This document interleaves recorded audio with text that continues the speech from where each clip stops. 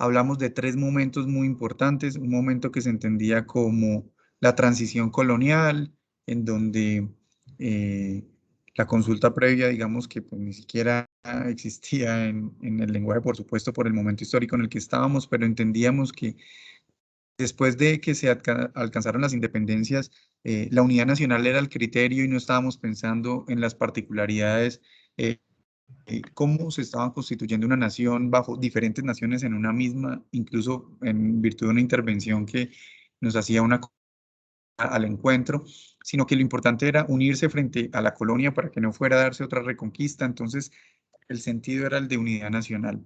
Digamos que eso avanzó durante todo lo que fue esta transición hasta que llegamos al siglo XIX, finales del siglo XIX, cuando empezamos a hablar de un momento de integración, pero no de una integración bajo un concepto de participación, sino el reconocimiento de las comunidades, unas interacciones, pero de alguna manera el sometimiento, obviamente, bajo una subordinación al Estado, que era un Estado paternalista que consideraba que tenía que dar, pero que las comunidades se tenían que adaptar, digamos que a lo que estaba el Estado otorgando. Ese detalle lo vimos en el encuentro anterior. Y finalmente, como las constituciones liberales ya de finales del siglo XX y en todo lo que llevamos cabalgando el siglo XXI, materializaron como tal ya lo que es el derecho fundamental a la consulta previa. Eh, Esos son los tres momentos o grandes grupos históricos que identifican en el encuentro anterior. Ustedes los van a poder encontrar en el documento que se llama precisamente Historia de la consulta previa, su normatividad nacional e internacional. Allí está. Como les contaba, yo fui el redactor de esa primera unidad. Entonces, digamos que de la primera unidad, de esta segunda unidad y un poquito de la tercera, vamos a estar cabalgando sobre todos estos aspectos teóricos y luego vamos a pasar un poquito ya más a conocer las normas en detalle nacionales, los pronunciamientos jurisprudenciales y vamos a entender algunos aspectos relevantes de la tutela por su importancia, como decía ahorita José Rivera, en el marco de la protección del derecho fundamental a la consulta previa. Hoy nos vamos a enfocar, como les decía, siguiendo la dinámica del documento en las fuentes del derecho internacional sobre la consulta previa, eh, entendiendo que hay tres clases de fuentes. Cualquier inquietud que tengan, me pueden colocar la pregunta en el chat. Quisiera avanzar hoy primero con la presentación para que al final dejemos el espacio de inquietudes. Pero entonces hoy vamos a estar concentrados en las fuentes internacionales sobre la consulta previa y vamos a decir que entonces tenemos tres. Voy a empezar a proyectar ya del todo. Ustedes me dicen si ya están viendo toda la pantalla con la presentación, por favor. Sí, se visualiza. Perfecto. Entonces, nosotros encontramos Si tres, quieres que lo agrandes un poco más, lo puedes dar en configuración de visualización, la sí, parte ahí, y luego le das cambiar vista moderada. Y eso, ahora sí. Ya. perfecto. Listo. Entonces, nosotros dentro de las fuentes del derecho internacional en materia de consulta previa y en derecho internacional general encontramos tres fuentes principales. El sistema de Naciones Unidas. El sistema de Naciones Unidas es la ONU como tal, es el sistema que agrupa universalmente a todos los países en el planeta Tierra. Y ese sistema de Naciones Unidas, en esta primera idea nos vamos a quedar que es derecho duro. Es de obligatorio cumplimiento para quienes hayan ratificado los instrumentos internacionales que allá sean expedidos. Sistema de Naciones Unidas. El segundo o la segunda fuente de derecho relevante en materia de consulta previa es el derecho regional. Lo vamos a entender como el derecho que se produce en, regional en América Latina y en América del Norte, como la OEA, es la Organización de Estados Americanos, eh, y lo vamos a entender como un derecho emergente que tiene cada vez un carácter más vinculante, pero no obligatorio del todo todavía. Eh, Vamos a ver en detalle también cómo se constituye esta fuente del derecho regional y las directrices multilaterales como tercera fuente del derecho, que podemos considerar como derecho blando, no son jurídicamente vinculantes para los estados.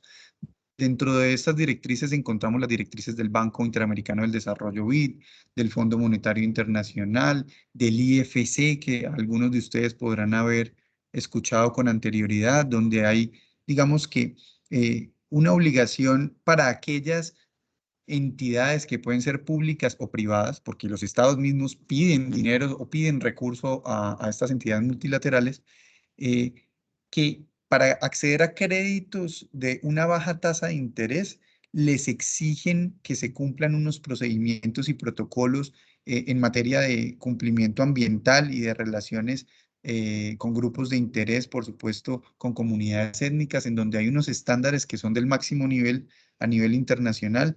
Y si se quiere acceder a esos créditos, pues hay que acudir, digamos, que a esas directrices multilaterales. No son obligatorias, pero en virtud de la necesidad que tienen empresas o estados o instituciones, porque, por ejemplo, hay ciudades que acceden a esos créditos, tienen que cumplir con las disposiciones de esos documentos.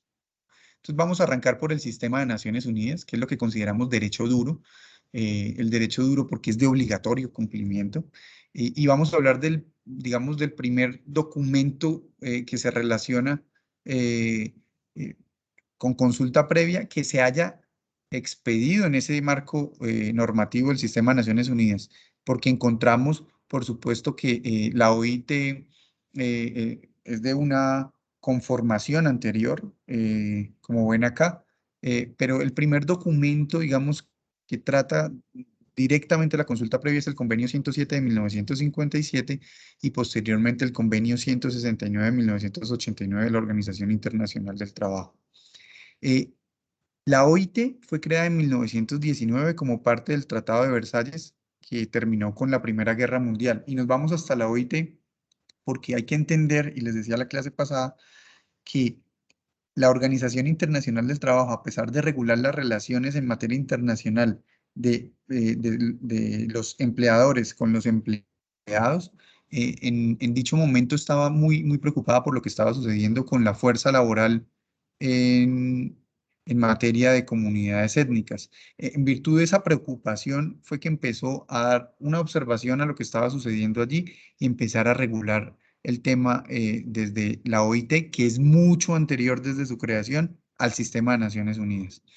Eh, el sistema de Naciones Unidas nace en 1945, entonces la OIT, que era un organismo independiente, pasó a ser un apéndice de la ONU y amplió su análisis a los trabajadores aborígenes, no solo indígenas, e incluyó una perspectiva mucho más amplia, asuntos relacionados con la protección de los pueblos indígenas y tribales.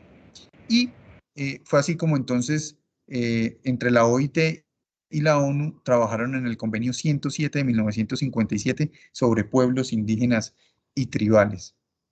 Mm, El Convenio 107 es un instrumento amplio sobre el desarrollo e incluye los derechos a las tierras, contratación y condiciones laborales, formación profesional, artesanías e industrias rurales, seguridad social y salud, educación y medios de comunicación.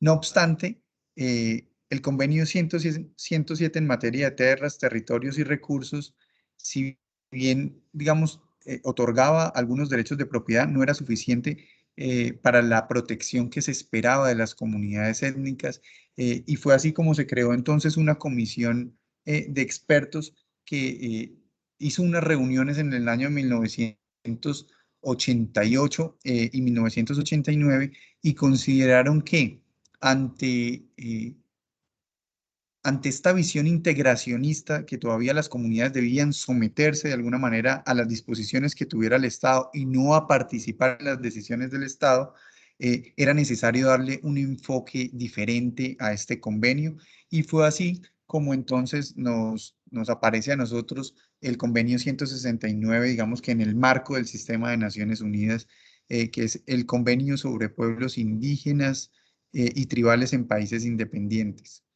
Es una herramienta y siempre que hablemos vamos a hablar de si es vinculante o no es vinculante en materia de derecho internacional. Los convenios, como aspecto general, y lo decíamos un poco la clase pasada, son documentos que se forjan en el seno de las Naciones Unidas que se expiden y que quedan abiertos para ratificación. Es decir, que los estados que hacen parte del sistema de Naciones Unidas deben, mediante una manifestación expresa, decir si se adhieren o no al convenio y adicionalmente si lo ratifican, es decir, si expiden una ley de la República que adopta el contenido de ese convenio. En Colombia, está la Ley 21 de 1991 que adopta integralmente el convenio 169 de la OIT y decíamos también en la clase pasada que en virtud de la constitución política y del bloque de constitucionalidad, ese convenio entra a ser parte del ordenamiento interno y tiene plena efectividad en sus disposiciones. Eh, entonces, es una herramienta vinculante para los 24 países que hoy lo han ratificado. Dentro de esos países encontramos Argentina, Bolivia, Brasil, Chile, Costa Rica, Dinamarca, Dominica, Ecuador, Fiji, Guatemala, Honduras, México, Nepal, Holanda. Bueno, y está Colombia.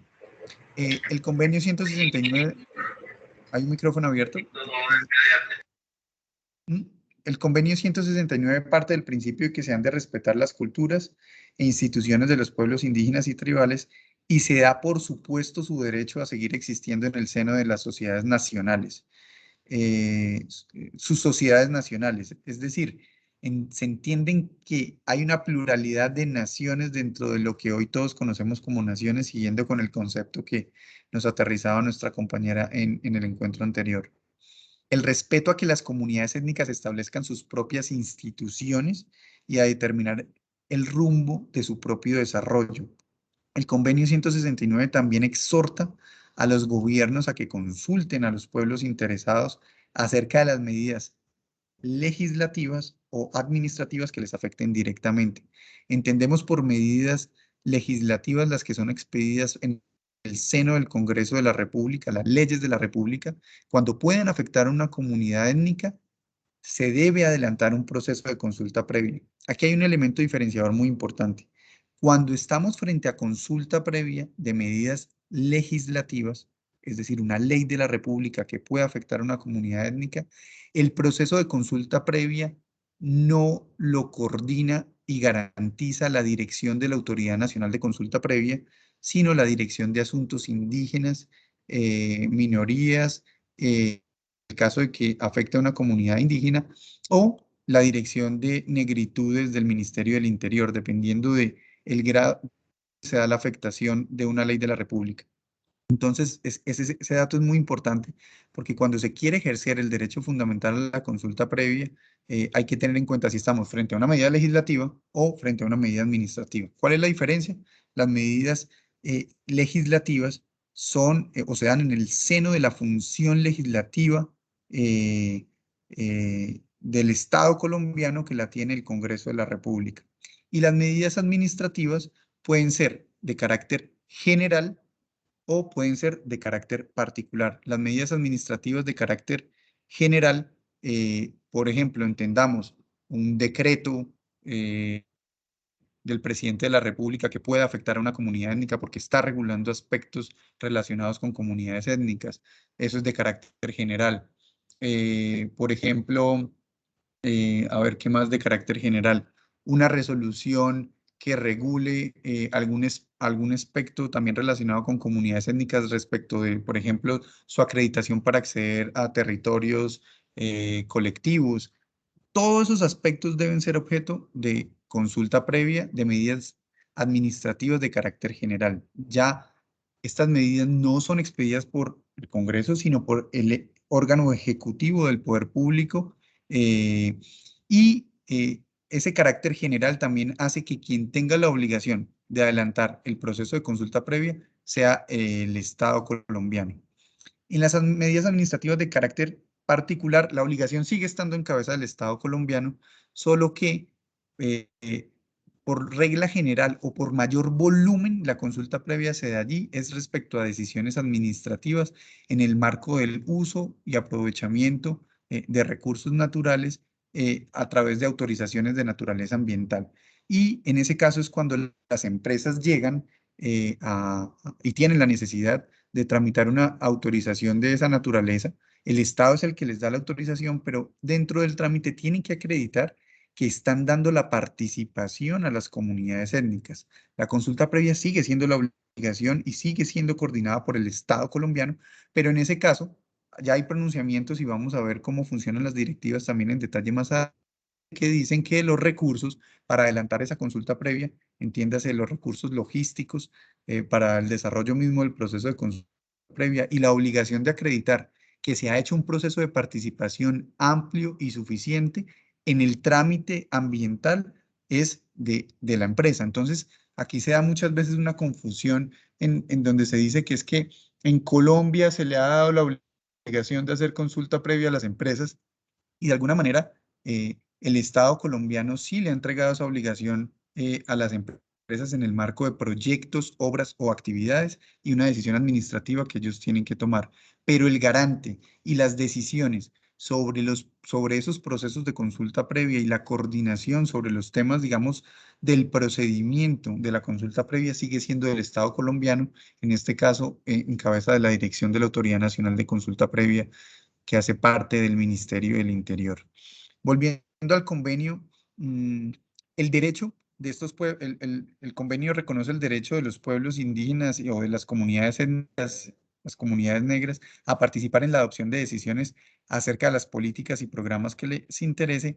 Y algo muy importante, el convenio orienta y sirve de base para la interpretación de consulta previa. Ustedes se pueden leer toda la jurisprudencia en materia constitucional y con seguridad las palabras, por ejemplo, los conceptos de territorio, territorialidad, el concepto de afectación directa, el concepto de participación, están o tienen origen en el convenio 169 de la OIT. La lectura de todos ustedes en este diplomado, si es de su interés continuar manejando el tema, es una lectura detallada del convenio 169 porque allí van a encontrar la orientación exacta de todos los temas que han surgido desde su expedición hasta la fecha. Incluso hay un documento que se denomina el Manual de Mandantes Tripartitas de la OIT para la interpretación del convenio 169, que es incluso dándole una interpretación al convenio, uno de los criterios orientadores importantes que ha utilizado la jurisprudencia de la Corte Constitucional para darle sentido a los fallos en conflictos en materia de consulta previa. Yo les quiero mostrar un pequeño video sobre el convenio 169 de la OIT que voy a poner a continuación. Espero que me dé la oportunidad de ponerle sonido. ¿Tú me dejan saber si se está escuchando?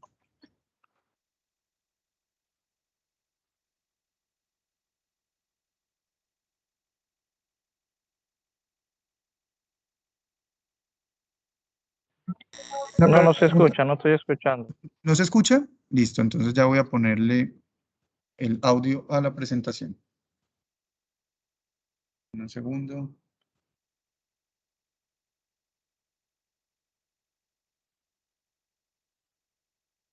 Mm, Daniela, no veo la opción de audio del video. ¿Tú me ayudas, Daniela?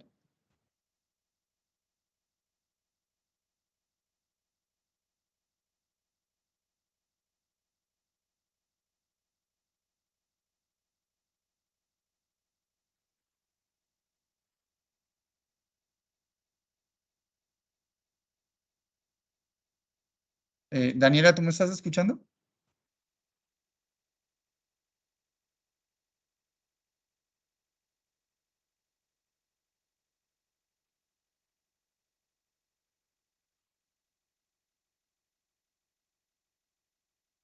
Un segundo.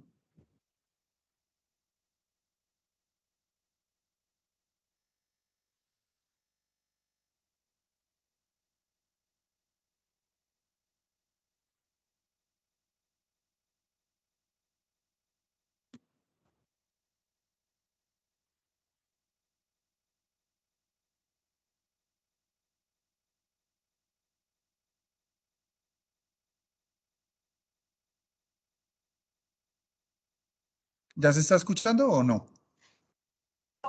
No, no se escucha. No se escucha, profesor.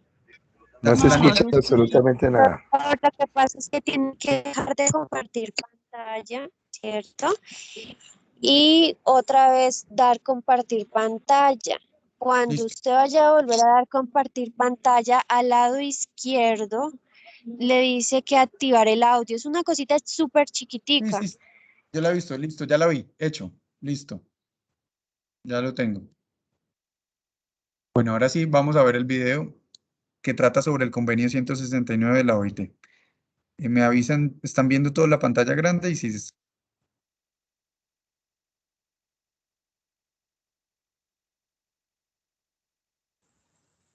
A comer voy.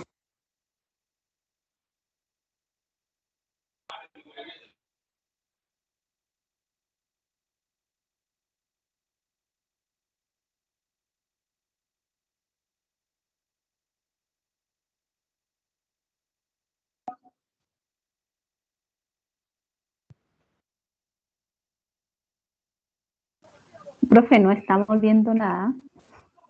No se ve ni se escucha nada, profe. ¿Cómo, perdón? No se ve ni se escucha. No se ve ni se escucha nada.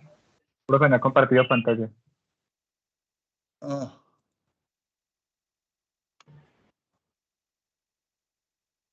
¿Ya están viendo la pantalla?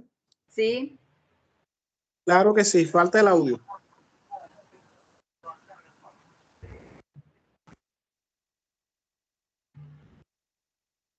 Aún sin sonido.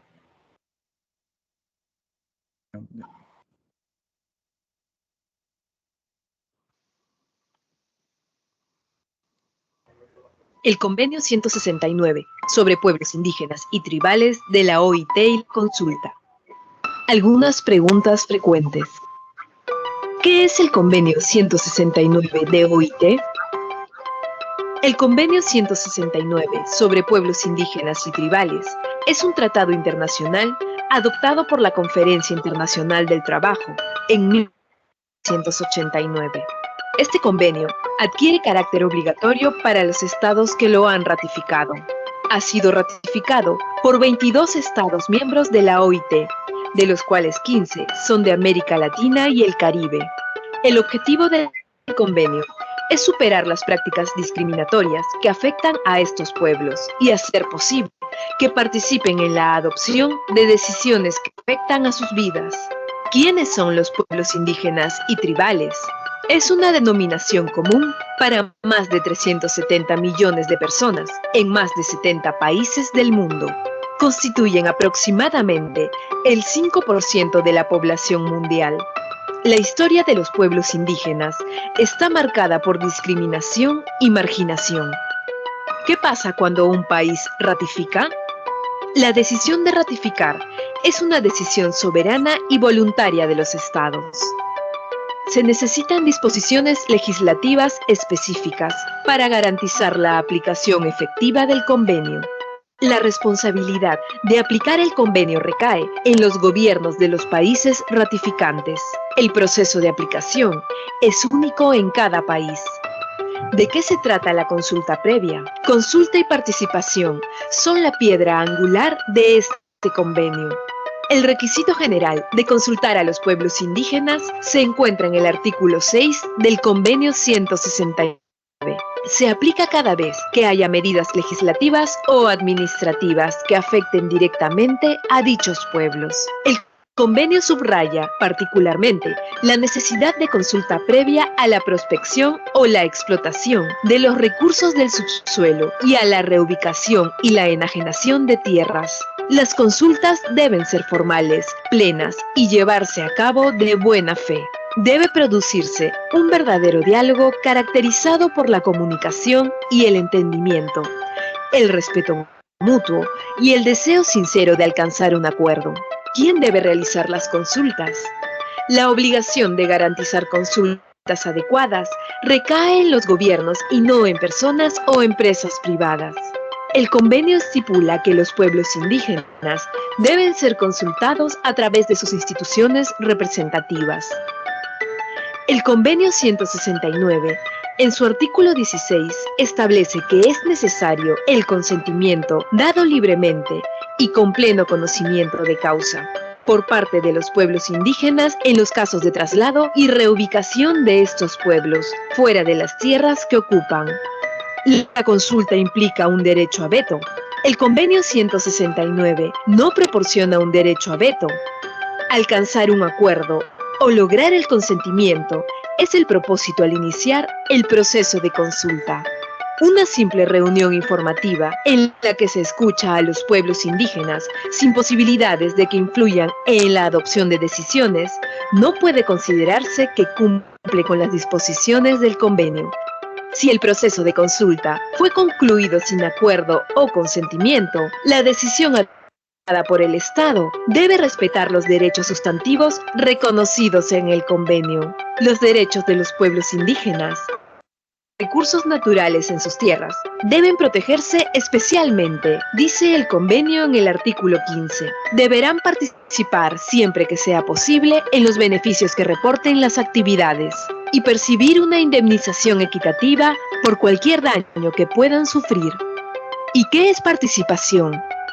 El convenio reconoce que los pueblos indígenas se encuentran a menudo en una posición de desventaja, lo que impide su participación equitativa. Se trata de establecer los medios a través de los cuales los pueblos interesados puedan participar libremente, por lo menos en la misma medida que otros sectores de la población.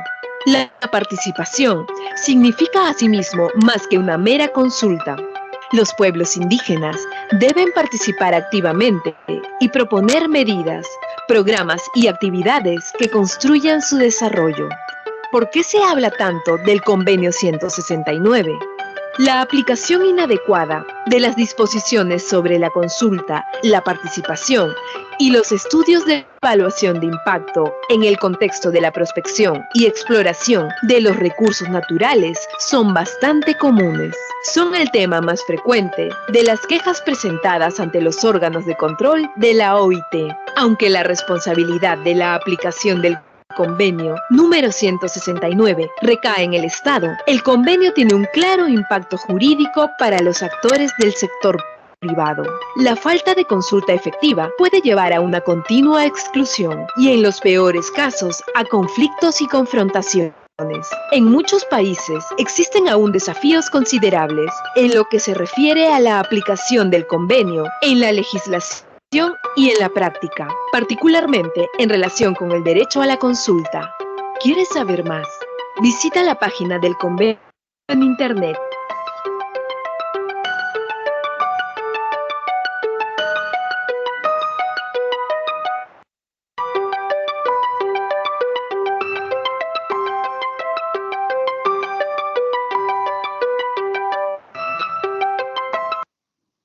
Bueno.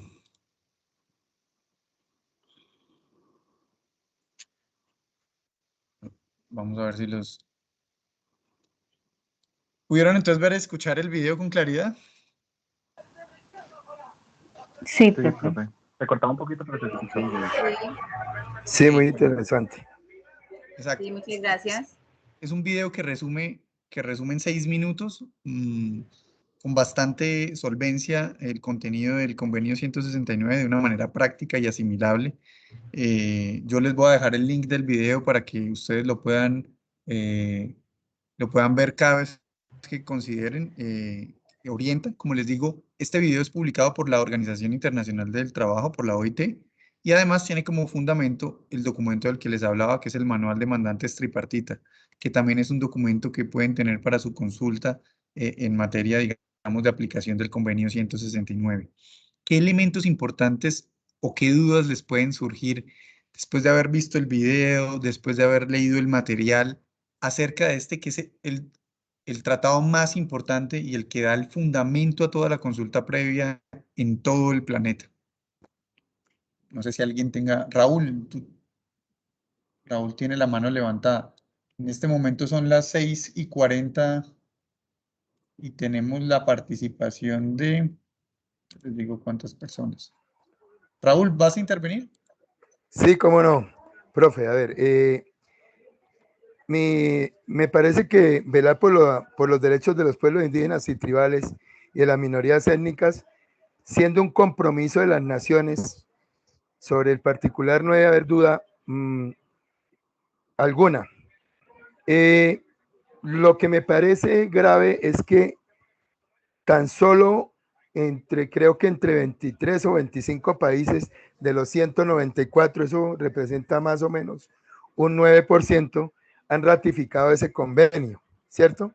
Y tan solo 15 a 20 de América Latina, 2 africanos y tengo entendido que uno del Pacífico Sur y 6 de Europa, que inclusive no tienen algo, inclusive población indígena. Me parece, pues, pregunto yo más que otra cosa. ¿Qué podríamos o qué se podría hacer para que eso sea una verdad siendo un derecho? Pues, Raúl, mira, eso es, la dinámica de ratificación obedece a las circunstancias propias, como lo decía el video mismo, de cada país. Cada país tiene un proceso de ratificación, tiene además una constitución que es la que tiene las disposiciones que permiten o no que se le eleve el rango a todos los tratados que se expidan en Naciones Unidas y que tenga un mecanismo para integrarlo al ordenamiento jurídico propio. ¿Qué se podría hacer? Gestión en el marco de las Naciones Unidas. Las Naciones Unidas tienen eh, reuniones constantes, tienen comisiones de expertos, como vamos a ver, vamos a analizar los diferentes órganos de Naciones Unidas. Los pueblos indígenas, a través, digamos, de las organizaciones también supranacionales que existen, porque así como las organizaciones indígenas, un primer nivel, que es la comunidad misma, un segundo nivel, cuando hay varias comunidades que se agrupan o inclusive de manera nacional. Estas organizaciones indígenas de nivel nacional tienen contacto con otras a nivel internacional y desde ahí se pueden hacer las gestiones para que los países en donde haya interés de que sea ratificado, pues se ratifique. No sé,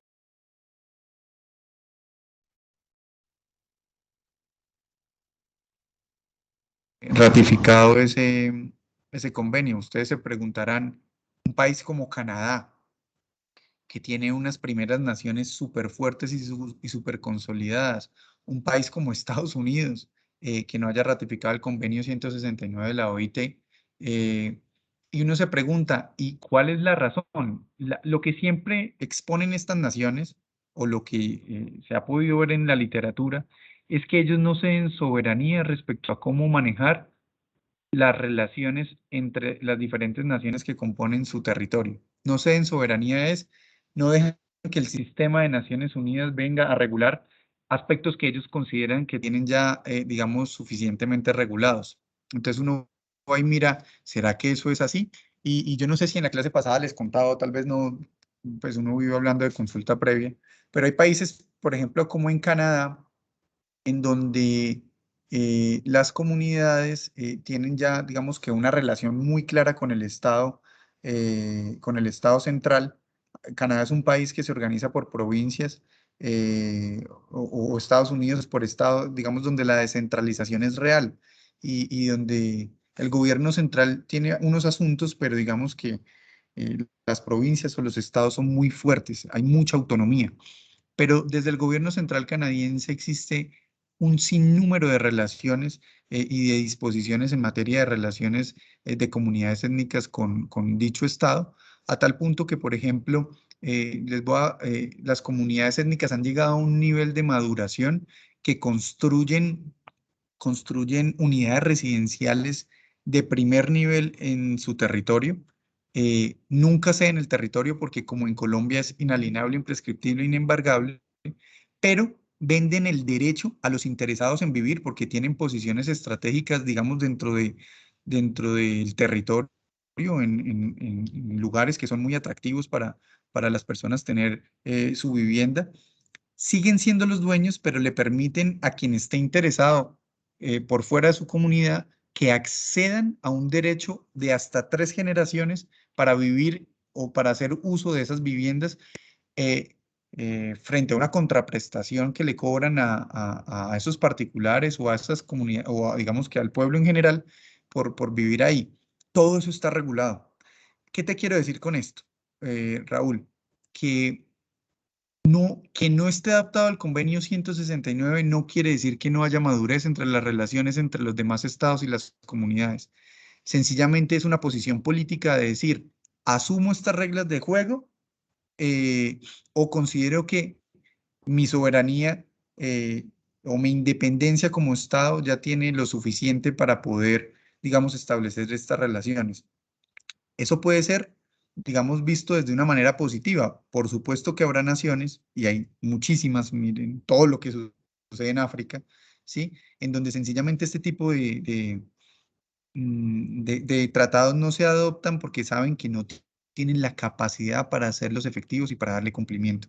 Colombia hay una posición que tiene ratificado el convenio y de ejecutar todos los esfuerzos, pues hoy, digamos, sigue teniendo muchísimos retos en materia de cumplimiento del convenio y de que sea efectivo en la práctica.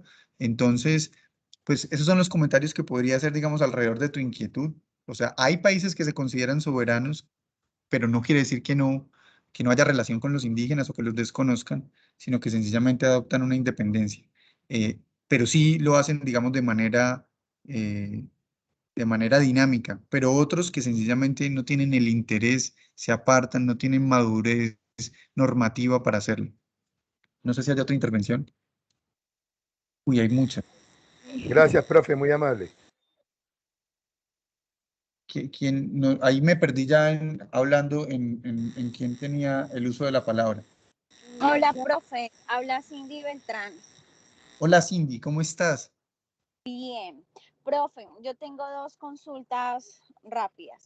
La primera es, el acuerdo 166 tiene un periodo de renovación, es decir, que el acuerdo diga de que cada 2 años o cada año No. se reúnen los países y hacen como una renovación de estatutos o revisan, etcétera, y se hace una renovación entre los países No. o algo así.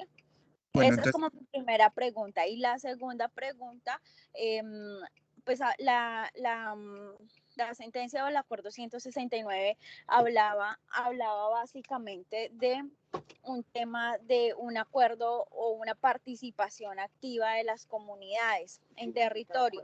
Cuando hablábamos de una participación activa, el Estado de Colombia, ¿cómo lo mira de esa manera? Es decir, ahí decían de que si bien hacen algunas reuniones, no sé si básicamente, bueno, ahí decía que una reunión no significa una participación activa de la comunidad, sino que, no sé, ahí es donde viene mi pregunta, tiene que haber un acta con cuántas reuniones se entiende que es una participación activa de la comunidad según este acuerdo. bueno, mira, para responderte la primera pregunta, no, el tratado no tiene un límite en el tiempo por sí solo. Para que el tratado pueda ser reemplazado o pueda haber una enmienda al mismo, tiene que existir la voluntad en el seno de Naciones Unidas, de quienes lo han ratificado y de los demás países, de proponer un nuevo texto o un reemplazo aparte de su texto para que sea puesto a consideración, digamos que dentro de los organismos de Naciones Unidas y así se pueda considerar como un tratado o un nuevo tratado en materia, digamos, de consulta previa, como sucedió con el convenio 107. Es decir, el convenio 107 fue expedido, pero hubo una comisión, normalmente, que es lo que se denomina, se le da la autonomía a una comisión para que haga un análisis si el convenio 169 hoy sigue siendo efectivo o no, si es susceptible de mejoras, y esa comisión emite unas recomendaciones. Esas recomendaciones se vuelven luego un texto definitivo y ese texto definitivo sale para comentarios de todos los miembros de las Naciones Unidas. El texto definitivo va a reemplazar o podría llegar a reemplazar el convenio 169 si sale para aprobación en el seno de la Asamblea General de las Naciones Unidas, y allí entonces tendrían que darse las nuevas ratificaciones de un nuevo texto, pero los convenios no se hacen por un límite de tiempo, sino hasta que la costumbre les permita ser efectivos por las dinámicas que se dan en la aplicación del mismo. El convenio 169 hoy no tiene ninguna comisión respecto a su evaluación o a un nuevo texto. Está gozando, digamos, de plena efectividad en los países en donde se ha ratificado hasta el momento, pese a las dificultades en su implementación. Pero las dificultades en la implementación no se consideran por la naturaleza del texto del convenio, sino por la debilidad de los estados para hacerlo efectivo, que es algo totalmente diferente. Ahora, con respecto a la segunda pregunta, asociada a cómo entiende el convenio 169 que debe ser una participación efectiva. La participación efectiva debe darse de manera que la comunidad se vea involucrada en la decisión que se está tomando. Como bien lo decía el video, una reunión informativa claramente no es suficiente. Entonces podemos distinguir en cómo podría ser la participación efectiva, por ejemplo, en un proceso de consulta previa de una medida legislativa. Pues la comunidad primero tiene que ser plenamente identificada de cómo está siendo afectado directamente. Entonces, aquí es donde tiene una participación muy contundente quien tenga la responsabilidad de parte del Estado colombiano de coordinar el proceso de consulta previa. Por ejemplo, el Estado colombiano, cuando va a expedir una ley de la República, tiene que, dentro de un formato que tiene los proyectos de ley, dice, este proyecto de ley requiere de consulta previa o no. Y el texto de la ley de la República se le envía a la dirección de la Autoridad Nacional de Consulta Previa y a la Dirección de Asuntos Indígenas y de Negritudes para que las tres entidades expidan un concepto estableciendo la necesidad o no de adelantar un proceso de consulta previa. Ahí ya se empieza, digamos, a dar la garantía, digamos, de participación. Ya en la ejecución del proceso consultivo de una medida legislativa, pues cómo debe ser garantizada, digamos, la participación, que se establezca una ruta metodológica en donde se pueda establecer cómo ese texto afecta a la comunidad, de qué manera lo afecta. Es decir, qué impacto le causa ese texto a la comunidad étnica que está siendo objeto de consulta. ¿Qué propuestas respecto a la redacción del texto de ley puede tener la comunidad étnica en general? Normalmente la participación frente a leyes de la República se da con los comités consultivos de las comunidades étnicas. Las negritudes tienen uno y tienen, digamos que una estructura organizativa que se da en virtud de una sentencia que late 595, 545, es una sentencia del 2014, en donde se establece cómo se debe hacer la consulta de medidas legislativas con los consejos comunitarios, con los comités consultivos de los consejos comunitarios de comunidades negras y con los indígenas, con sus principales representantes en los diferentes organismos. Entonces asisten el CRIC, asisten las diferentes organizaciones, digamos, nacionales de comunidades étnicas, y ellas entonces empiezan a participar activamente en una discusión con quien tiene o quien va a producir, digamos, el cuerpo legislativo. No es una sola reunión, son muchas, se le deben garantizar a las comunidades los recursos para que vayan o asistan a esas reuniones. Ahora, en el marco de un proyecto de obra de actividad, digamos, ¿cómo se garantiza efectivamente la participación? Bajo un principio que es el principio de la información. El proyecto de obra o actividad debe entregar toda la información y debe suministrarla a la comunidad étnica para que ésta pueda entenderla, estudiarla. Incluso cuando las comunidades tengan algún nivel o alguna solicitud, algo que busca la Corte Constitucional en algunas disposiciones jurisprudenciales es que se busque la simetría de la información, es decir, que se le garanticen los recursos a las comunidades étnicas para que cuenten con profesionales idóneos para estudiar toda esa información en el marco del proyecto de obra o actividad que se construye dentro de un proceso, digamos, de licenciamiento ambiental, si esa es la necesidad. Entonces, por ejemplo, se está elaborando un estudio de impacto ambiental, el ejecutor del proyecto de obra o actividad tiene que informar cuáles son las características del proyecto, cuáles son los impactos del proyecto, y tiene que identificar de manera conjunta con la comunidad unos impactos. Fíjate que ahí ya se está dando la participación de la comunidad, porque no son solo la visión que lleva el ejecutor del proyecto o la visión que lleva la entidad pública de cuáles son los impactos, sino que la comunidad los estudia, los analiza y aporta debate para establecer un listado de impactos. También se establece un listado de medidas de manejo, es decir, cómo esos impactos pueden ser atendidos, a través de qué estrategias. Si es en el marco de un proceso de licenciamiento ambiental, esas medidas tienen que tender a mitigar, prevenir, corregir y compensar, porque cuando no se pueda mitigar, prevenir ni corregir, se deben compensar esos impactos. Y digamos que toda esa dinámica de participación se lleva a unas matrices, se documenta esa participación, se hacen reuniones y finalmente se hacen unos acuerdos que deben ser por la vida útil de los proyectos, obras o actividades, y en el caso de las leyes, pues mientras la ley esté vigente. Esos acuerdos, digamos que dotan de efectividad al proceso consultivo, porque son los que habilitan esa relación y esa comunicación que se establece en el marco de los proyectos, obras o actividades, o en el marco de un proyecto de naturaleza legislativa, porque son la forma en la que se garantiza que esos impactos realmente vayan a estar cubiertos durante ese proceso. No es una reunión, tiene que acreditarse, digamos, que efectivamente se participe, y hay suficiente, digamos, ilustración en Colombia desde el punto de vista jurisprudencial en cómo debe ser. Vuelvo y le recuerdo, hay una sentencia que es la T-129 de 2011 que establece las reglas del juego en un proceso de consulta previa, las reglas que deben tenerse en cuenta para adelantar un proceso de consulta previa. No hay un tiempo establecido.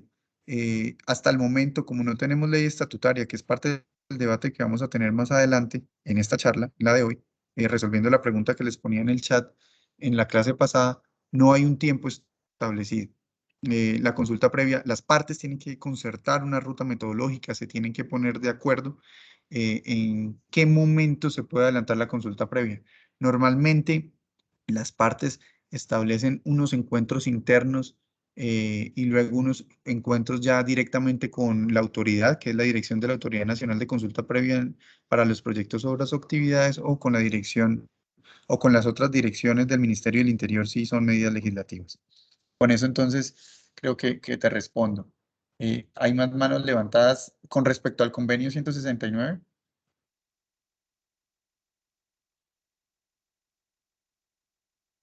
Va Luis Eduardo primero. Sí, profe. Luis Eduardo, dale.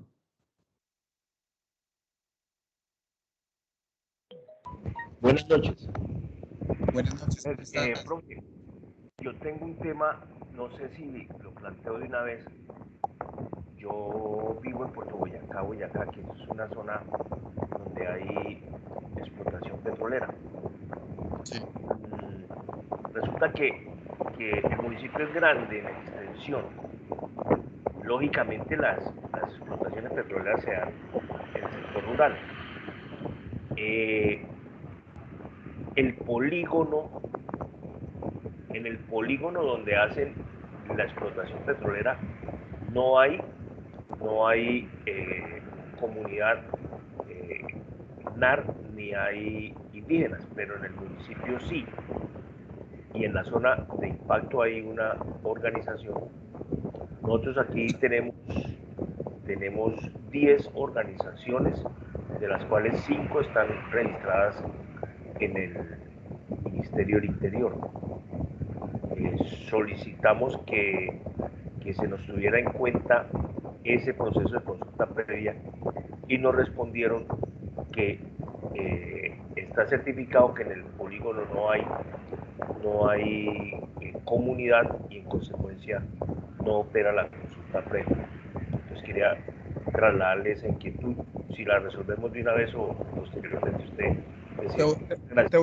Te voy a ver reglas del juego, pero pues bueno, es inevitable que suceda, digamos, en la medida de lo posible vamos a intentar resuélveme mi caso, pero vamos a intentar hacerlo rápido para darte los elementos claves que debes tener en cuenta para tu análisis.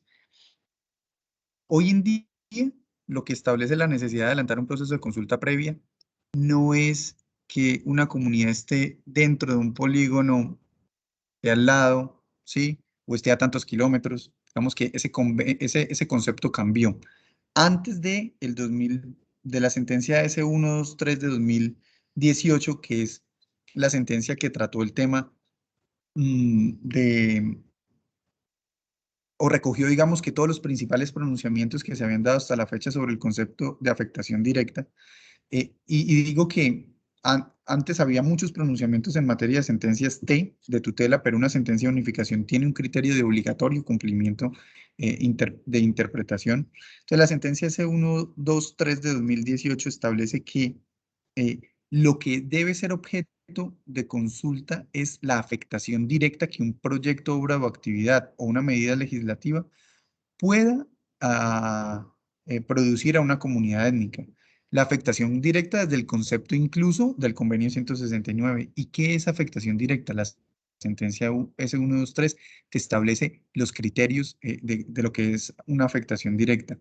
La afectación directa es el grado de susceptibilidad para perturbar a una comunidad étnica, que la comunidad étnica demuestre que el proyecto, obra o actividad modifica o cambia dinámicas sociales, económicas, culturales de una comunidad étnica. Y si una comunidad, independientemente de su opinión, logra acreditar que un proyecto, obra o actividad sí tiene la capacidad de afectarle directamente, eso es lo que determina la necesidad de adelantar un proceso de consulta previa. Pero veníamos con esa costumbre de que me certifiquen si hay presencia o no, pero es que la presencia no dice nada. Una comunidad puede estar presente al lado de un proyecto y eventualmente puede no ser afectada. O puede estar muy lejos de un proyecto y puede ser afectada. Entonces, ese análisis de la afectación es el insumo que ustedes deben tener en cuenta para que proceda la consulta previa y es el que tienen que gestionar con la empresa o con la dirección de la Autoridad Nacional de Consulta Previa para que se determine la procedencia del proceso de consulta previa. Entonces, no es el criterio de estar dentro del polígono, no. Ahora, ¿qué pasa? Hay un tema que es el territorio, el concepto de territorio.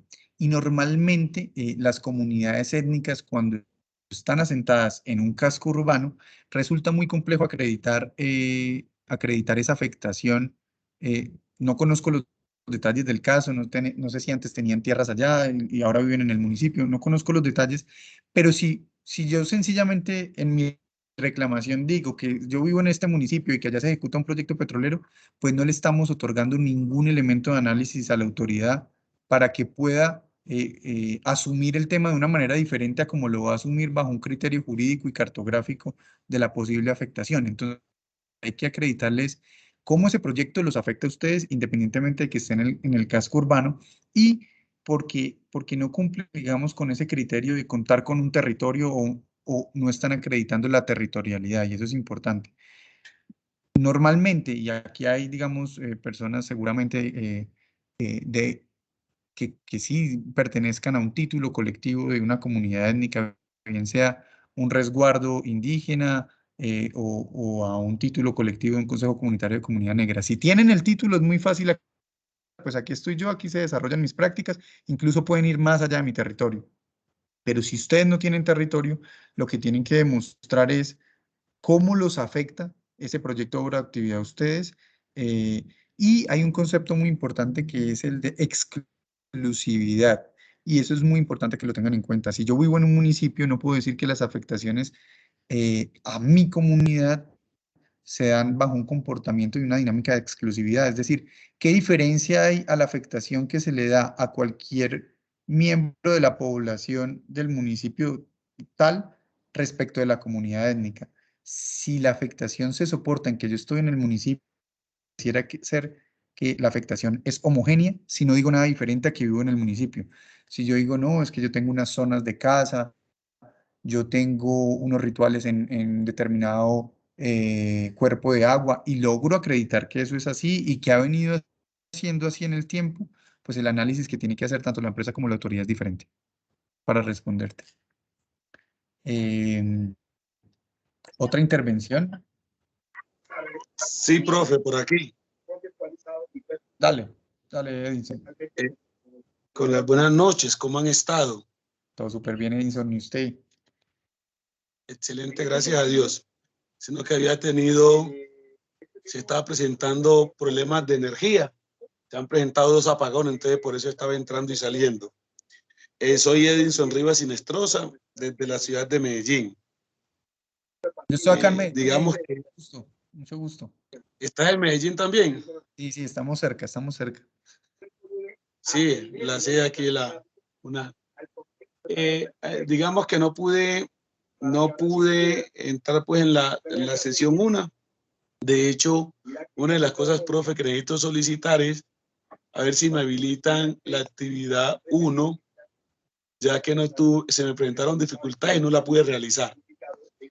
Pero bien, digamos que con relación a la consulta previa, yo aquí observo y veo, digamos que varios elementos. Uno de ellos tiene que ver con uno de los puntos que usted nos está presentando aquí, que habla sobre la creación de la autoridad. Creo que era en la anterior, en la diapositiva anterior. Las instituciones, aquí. Si usted mira, el respeto a que las comunidades étnicas establezcan sus propias instituciones y a determinar el rumbo de su propio desarrollo. Yo encuentro una debilidad grandísima en los temas nuestros, negros, afrocolombianos, raizales y palenqueros, con relación a las autoridades, tanto municipales, departamentales y nacionales. Y eso creo que genera que a veces no haya una entidad doliente directa frente a las entidades territoriales y poder denunciar si los procesos que se hacen se someten o no a consulta previa. ¿Me explico? Hoy esa responsabilidad está en cabeza de cualquier líder organizacional, sin ser esa organización la autoridad étnica en ese municipio. ¿Sí? Entonces yo creería que en ese sentido, no sé si el ministerio o cómo haríamos, nos pongamos las pilas en de resolver el tema de las autoridades étnicas puntualmente en el tema negro, afrocolombiano, raizal y palenquera. Con el tema indígena es mucho más fácil porque ellos ya se sabe que la autoridad son los cabildos. En las comunidades negras, rurales, es fácil porque se sabe que son los consejos comunitarios. Pero el meollo del asunto es en el tema de las ciudades capitales, donde no operan de manera directa los consejos comunitarios. En ese sentido, yo creería que tendríamos que avanzar mucho en mirar cómo se resuelve el tema 1 de conformar esas autoridades. El 2, el tema de las entidades. El Estado, digamos que los municipios no tienen certeza sobre qué cosas son a las que ellos les deben someter a consulta previa. Decretos, acuerdos, proyectos, planes de desarrollo y todas esas cosas. Y a veces las comunidades no tienen la información precisa, oportuna, frente a si deben reclamar o no que ese tema se someta a consulta previa. Entonces yo creería, primero, que a buena hora llegue el diplomado, así seamos poquitos que estemos, pero al menos los que estamos vamos tratando de multiplicar la idea de qué cosas el Estado debe someter a consulta previa con las comunidades, ¿cierto? Entonces yo noto y veo esas grandes debilidades porque el doliente directo, compañeros, a mi juicio, por ejemplo, caso Medellín, y casi que la mayoría de las ciudades de Colombia, creo que solo hay autoridad negra, afrocolombiana y sale palenquera en Cali y en Bogotá. El resto de las ciudades no la tienen. Entonces, eso hace que nosotros no tengamos claridades sobre el reclamo de este derecho que se nos da a través de la ley 21 para el caso Colombia. Entonces, digamos que me parece muy plausible el debate. Me sumo a que es perentorio que estas cosas se tengan claras, pero entonces, no sé, profe y compañeros, si también desde el ministerio podemos hacer, digamos, señas para que ese tema de las autoridades quede bien resuelto. Por aquí estoy escuchando. Edinson, te responde Yurani Cabezas y lo conozco. Por ejemplo, en Cali existe el Espacio Nacional de Consulta Previa perdón, en Cali está el Consejo Territorial Caliafro. Yo creo que es un tema más de estructura y organizativa o de iniciativa, digamos, en los diferentes municipios en donde no existan.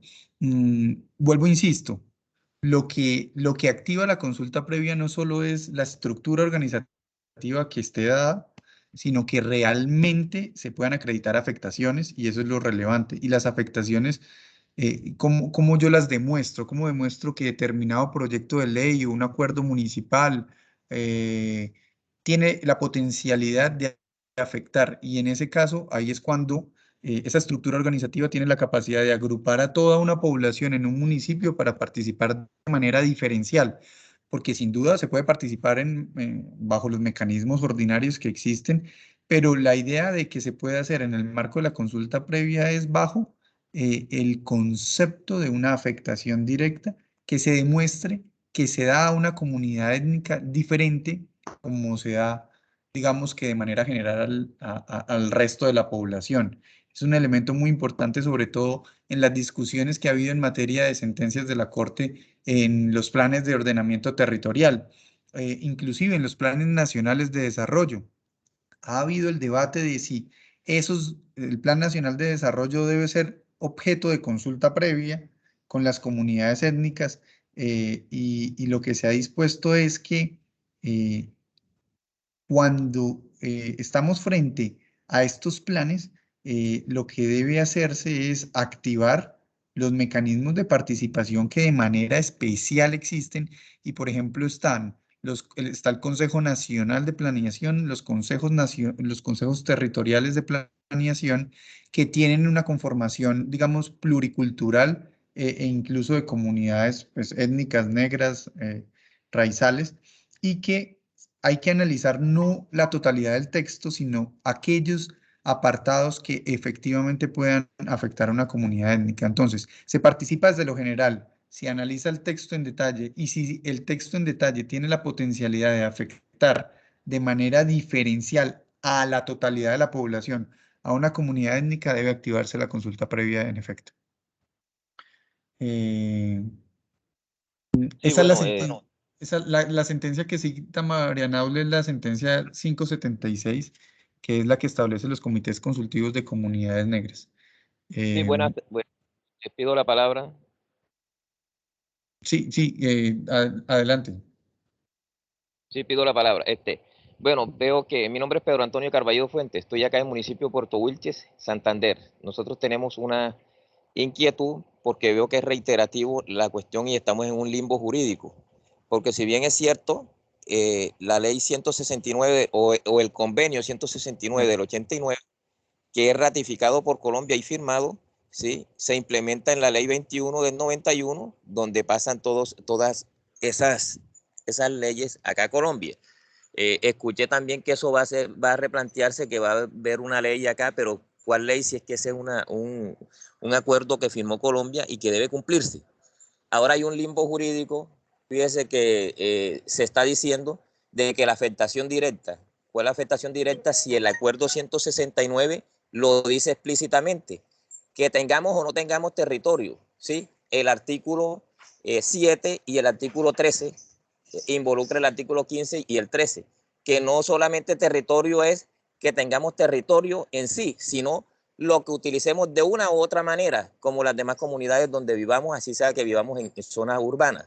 Estamos aquí en el municipio de Puerto Wilches y están haciendo un experimento que se llama fracking. Le cambiaron el nombre, pero el nombre ahora le pusieron proyectos pilotos de investigación integral. Nos han vulnerado el derecho a la consulta previa, pese a que tenemos resolución del Ministerio del Interior y un consejo comunitario previo a una certificación que no llega, porque también están un poco allí trancándonos ese derecho. Entonces, yo sí veo que las sentencias, veo un limbo jurídico, porque si en realidad la ley nos faculta de que se haga la consulta previa, ¿cómo así que una empresa petrolera, nosotros que vivimos en el área, desde que entran, afectan socioeconómicamente a la comunidad? Por lo tanto, hay una carestía en la canasta familiar. Eso nos afecta de tajo a nosotros, ¿sí? En cuanto a la adquisición de los trabajos también, porque si bien es cierto, la comunidad que está acostumbrada a pescadores, de pronto se gana 8 millones de pesos en menos de 3 meses, también afecta porque la persona no está psicológicamente para eso. Entonces, el Estado o las leyes nos van a ocasionar un limbo jurídico en el sentido de que nosotros tenemos que demostrar que si donde hay explotaciones, ¿sí?, mineras y de hidrocarburos, el aire y el agua por sí se contaminan. Aquí ha habido derrames de petróleo y todo eso lo cancelan pasándole plata a las CIA y por ende nunca hay una respuesta a nuestro derecho, ¿sí? Es demostrable que claro que hay una afectación desde que las empresas petroleras entran, ¿sí? En ese caso las petroleras, ¿no? Porque aquí estamos hablando de plan de desarrollo y todo lo demás. Cuando una empresa entra, cuando Ecopetrol está en una zona, está afectando el aire, el medio ambiente. Lógico que eso es afectación directa para todos, homogéneamente y en especial para las comunidades étnicas que tienen ese derecho. Entonces no sé por ese limbo jurídico que afectación directa, que zona directa, que aquí con el polígono, que para allá, que para acá. Entonces ese limbo jurídico es el que nos ocasiona el que no nos escuchen y saber nosotros quiénes son las autoridades. Las autoridades, si no hay consejo comunitario, las autoridades en ese caso son las organizaciones de base con resolución del Ministerio del Interior y tienen que ser escuchadas, y para eso hay ciertos modos de protestar también, como son las tutelas, para que se nos nuestros derechos. Yo veo aquí un limbo jurídico y vi en la primera clase también que se está diciendo que hay que aplicar, que hay que hacer una ley. ¿Una ley de qué? Si la ley está, lo que pasa es que no se cumple. Entonces, ese es mi concepto referente a la ley que no se está cumpliendo, y precisamente hoy tuvimos una reunión con la ANLA acá en el municipio y la Procuraduría se llevó ese acto de nosotros, ¿sí?, frente a la vulneración de la consulta previa, pese a que nosotros estamos con resolución y no se ha hecho la consulta previa, con muchos artículos y leyes que sacaron para que se viabilizara el fracking en nuestra zona, ¿sí? Bueno, entonces, mira, a pesar de eso, como que tampoco tenemos ni siquiera seguridad, porque estamos en contra de algo que el gobierno va a imponernos voy a a, toda costa. Bueno, voy a- muchas gracias. No, con gusto. Voy a darte los elementos claves. Vamos a los elementos claves. Vuelvo y te digo, sí debe haber una ley, porque la ley 21 del 91 en sí misma es una ley de ratificación. Si tú miras el texto, solo tiene un párrafo y dice, se adopta el convenio 169, pero el convenio 169 son los principios y los conceptos principales en materia de consulta previa, pero no establece reglas de juego. No establece, por ejemplo, cómo es el proceso de determinación de procedencia y oportunidad de consulta previa, cuáles son las etapas, y lo que ha hecho la jurisprudencia de la Corte Constitucional caso a caso es intentar establecer unas reglas de juego, pero realmente una ley de ratificación debe tener una ley estatutaria cuando se trata de un derecho fundamental. En Colombia no hay esa ley y por eso es que sencillamente nos toca solucionar los casos echando mano de los diferentes pronunciamientos de la Corte Constitucional. Si uno quiere tener un criterio orientador claro, yo los invito a que revisen la sentencia SU 123 de 2018, que establece con claridad, digamos, que todos los pasos, establece los conceptos, las diferencias entre los conceptos que se debe tener en cuenta. Hoy no procede la consulta previa porque una comunidad exista, insisto, procede porque sea potencialmente afectada por un proyecto, obra o actividad.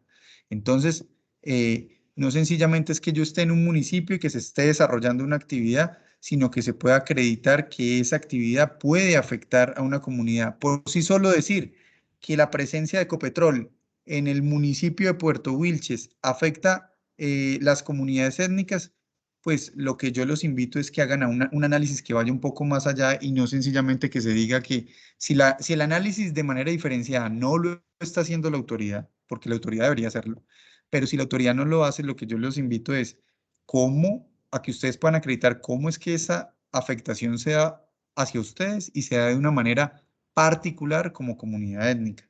Entonces, ¿qué dinámicas se están interrumpiendo?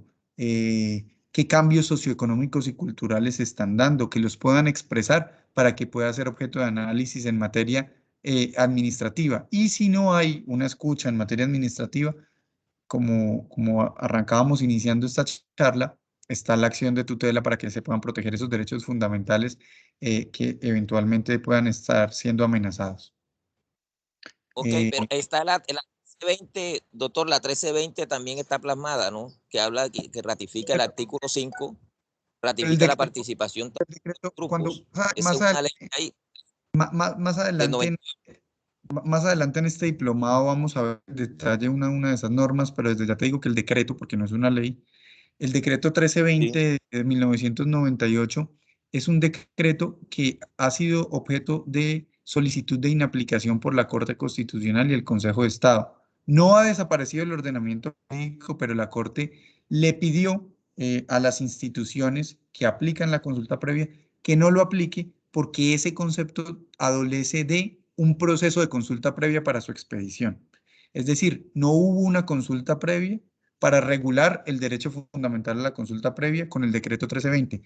Al no haber una consulta previa, ese decreto no cumplió con el debido proceso para hacer una ley de la República, porque está regulando el derecho a la consulta previa. Luego debió consultarle a las comunidades étnicas sobre su texto. Y como no lo hizo, está viciado de nulidad todas las disposiciones que están allí contenidas. Entonces no es un criterio orientador el decreto 1320. Hoy en día hay unos criterios orientadores de mayor fuerza vinculante en materia de consulta previa, no porque esos sí hayan tenido consultas, sino por la forma como se expidieron, que son las directivas, que no necesitaban consultas porque son órdenes dadas a los ministerios y porque además tienen un efecto práctico y de garantía, y es que recogen la jurisprudencia de la Corte Constitucional. Y allí están, digamos que contenidas las reglas de juego. Allí vas a encontrar el concepto de afectación directa, de determinación de procedencia y oportunidad de consulta previa. Pero ley de la República no hay, y ese es el debate que vamos a empezar a hacer a partir de este momento, porque el propósito de hoy entonces, básico, uno no puede llenar esta charla de 2 horas de información, pero hoy y hemos dicho que hay 3 tipos de fuentes en el derecho internacional, las de derecho duro, las de derecho emergente y las de derecho blando. Las de derecho duro, que son vinculantes, está el sistema de Naciones Unidas. Hoy estamos hablando de derecho duro, de las dos principales disposiciones. En el documento ustedes van a poder ver otras disposiciones, por ejemplo, de derecho duro o cómo se hacen efectivos, por ejemplo, en los convenios. El convenio, por ejemplo, Naciones Unidas y el convenio 169 de la OIT tiene unas observaciones individuales de la Comisión de Expertos en Aplicación de Convenios. Ante la producción digamos, tan amplia de diferentes convenios en el escenario internacional del sistema de derecho duro o el sistema de Naciones Unidas, que es el que se puede hacer vinculante para la totalidad de estados en el planeta, en 1926 se creó una comisión de expertos con el fin de examinar el creciente número de memorias de los gobiernos sobre los convenios ratificados. Esta comisión está compuesta por 20 juristas nombrados por el Consejo de Administración de la ONU para periodos de 3 años. Las observaciones de esta comisión no son vinculantes, pero sí son indicadores de progreso de los estados en la ejecución efectiva de los compromisos bajo el convenio que esté siendo objeto de análisis. La comisión de expertos efectúa 2 tipos de comentarios: observaciones y solicitudes directas. Las observaciones contienen como comentarios sobre las cuestiones que se estén debatiendo en el marco de la aplicación de un convenio, y las solicitudes directas sí tienen, digamos que, una relación con las cuestiones técnicas y con peticiones de mayor información a un Estado sobre cómo se está aplicando el convenio. Ahí, Colombia, yo veo que usted en materia de consulta previa está teniendo, he recibido 20 quejas, y yo creo que ya es pertinente que usted se pronuncie respecto a este informe que yo he elaborado. Es la forma en cómo la comisión, digamos, empieza a hacer seguimiento a los convenios. No se publican en el informe, sino que se comunican directamente a los gobiernos, digamos, de quienes se está hablando.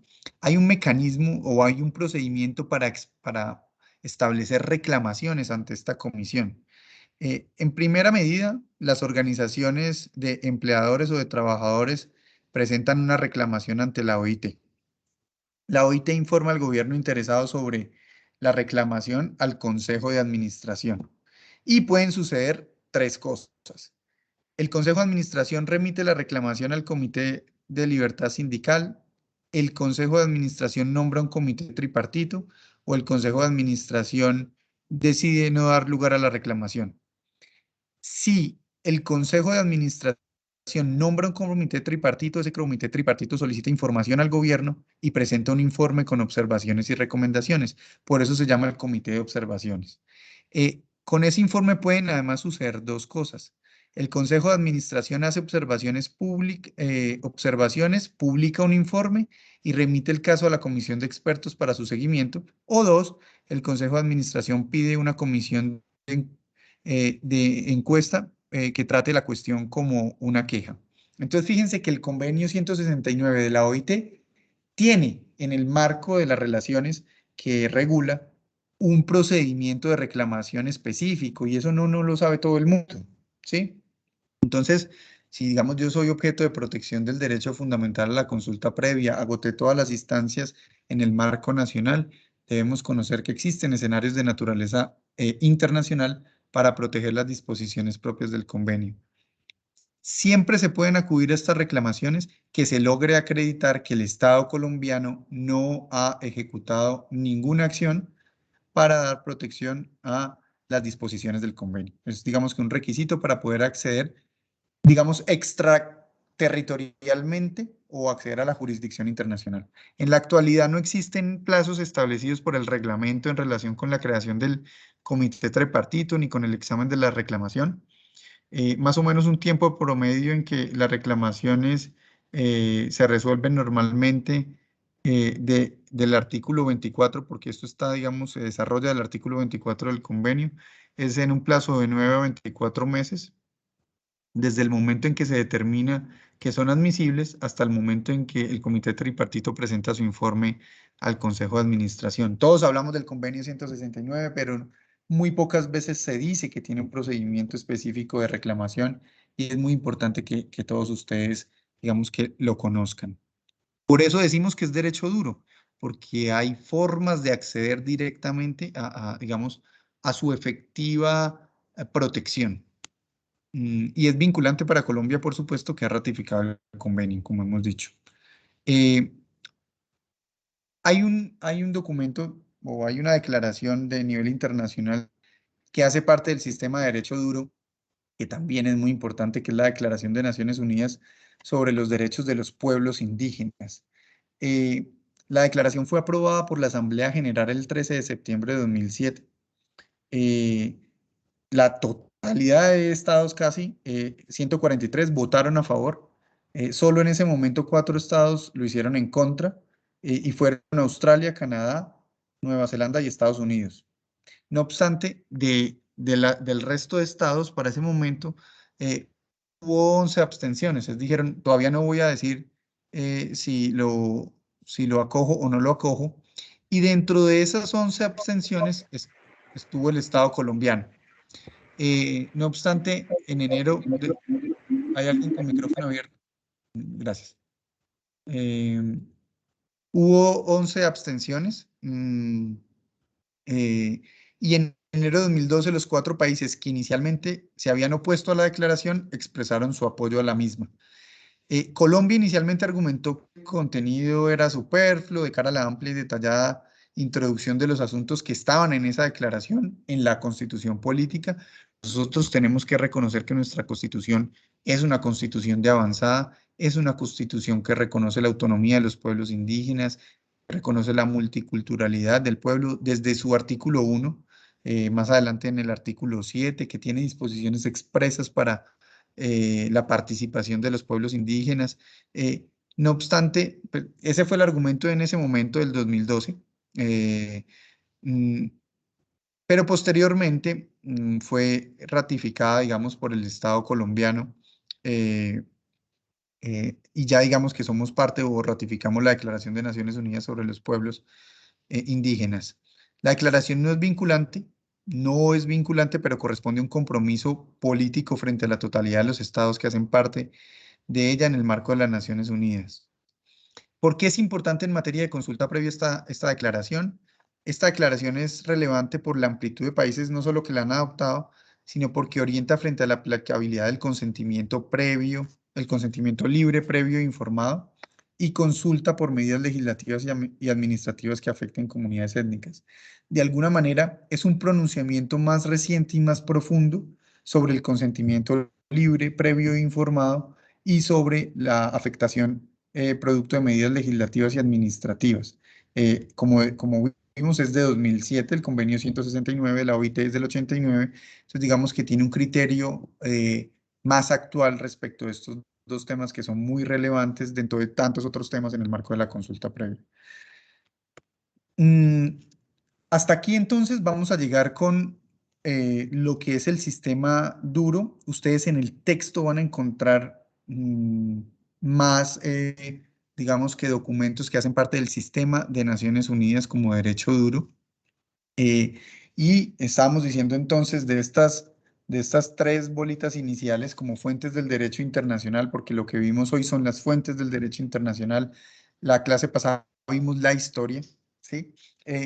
Entonces tenemos que de estas tres bolitas, hoy tocamos todo lo que tiene que ver con lo que es el sistema de Naciones Unidas, que es el derecho duro y obligatorio.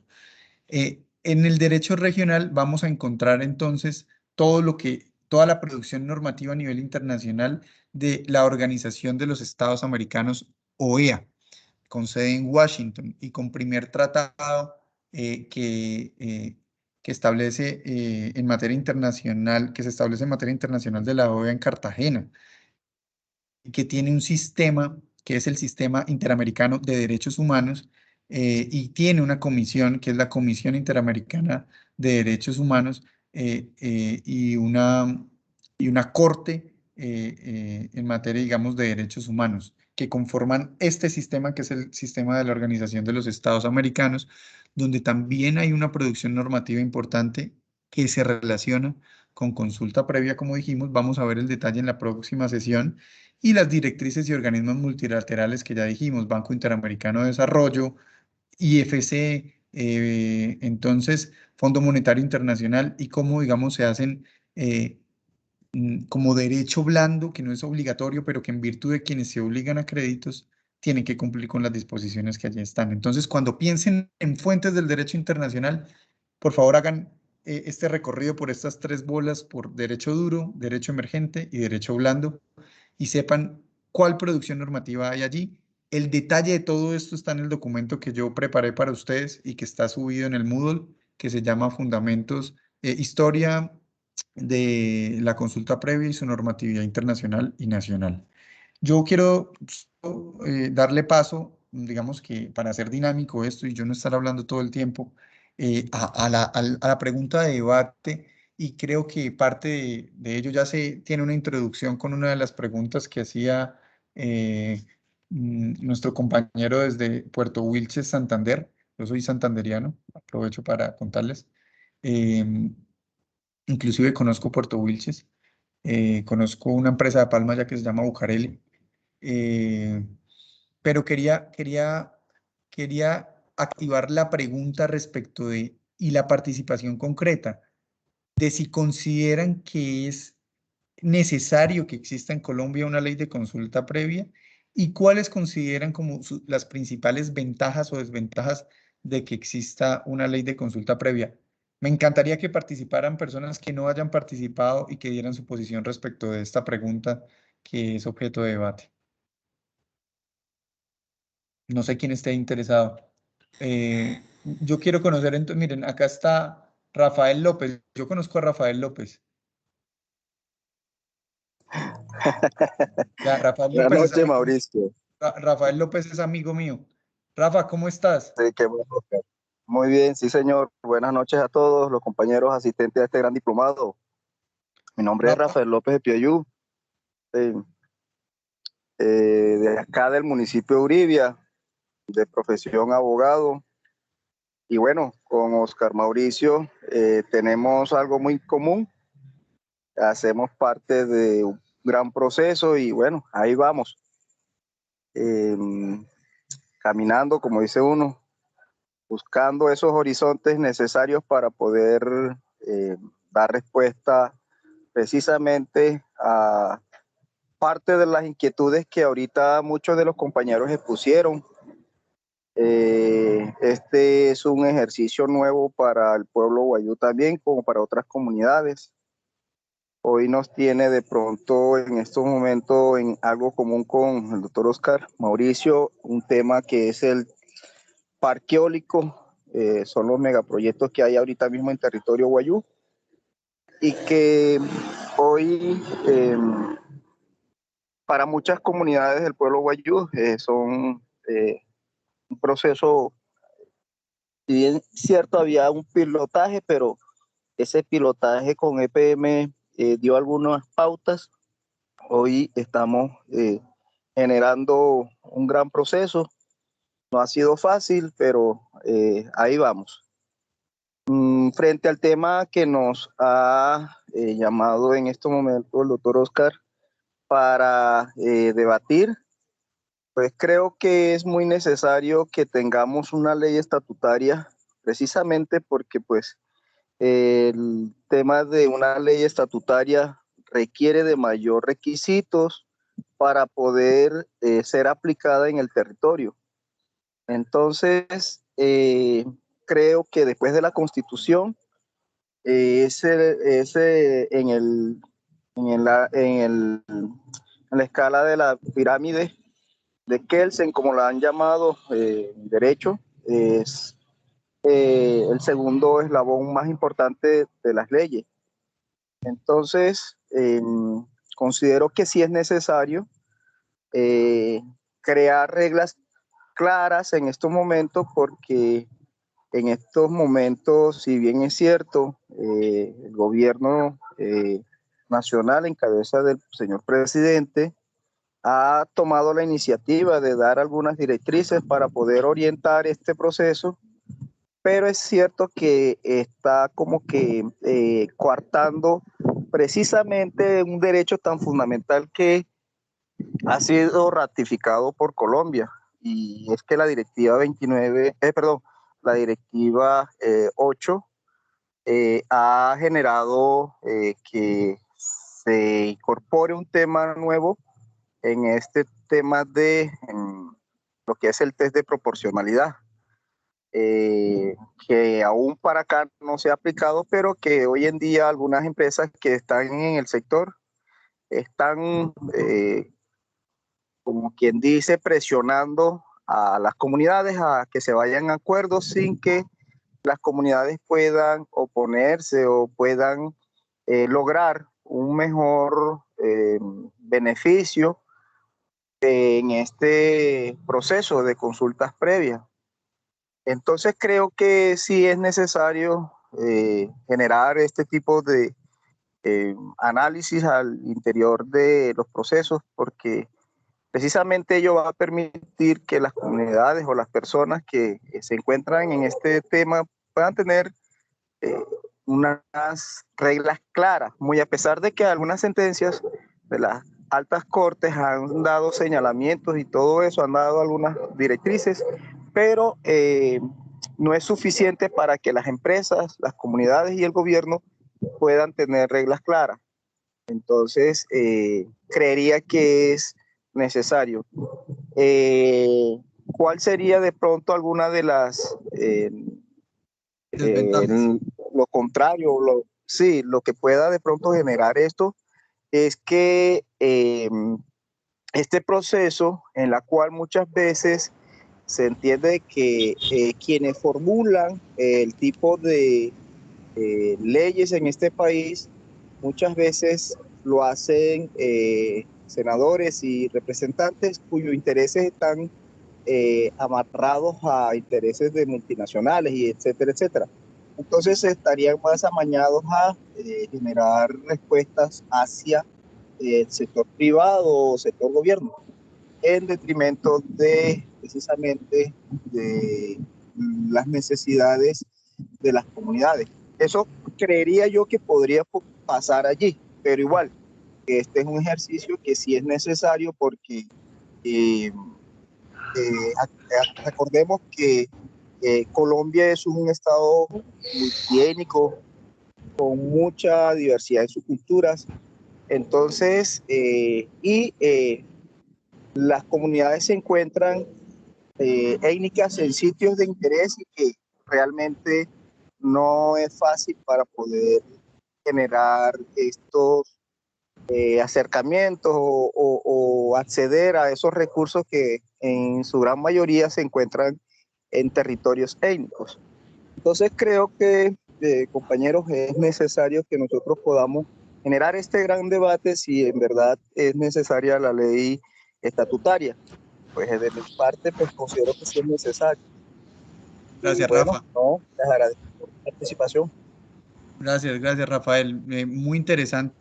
Yo creo que has dado en los puntos, sí, en los puntos neurálgicos del tema.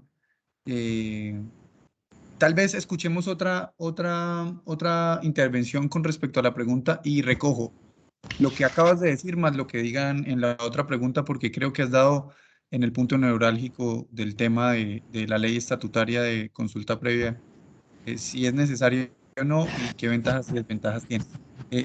Ayúdame, Geraldine, María Geraldine, ¿con quién debería intervenir? ¿Quién sigue? Yo. Pues creo que no ha participado Luis Arley Angulo, si no estoy mal. Luis Arley. Te invitamos entonces a dar tu posición respecto a este tema de la ley estatutaria.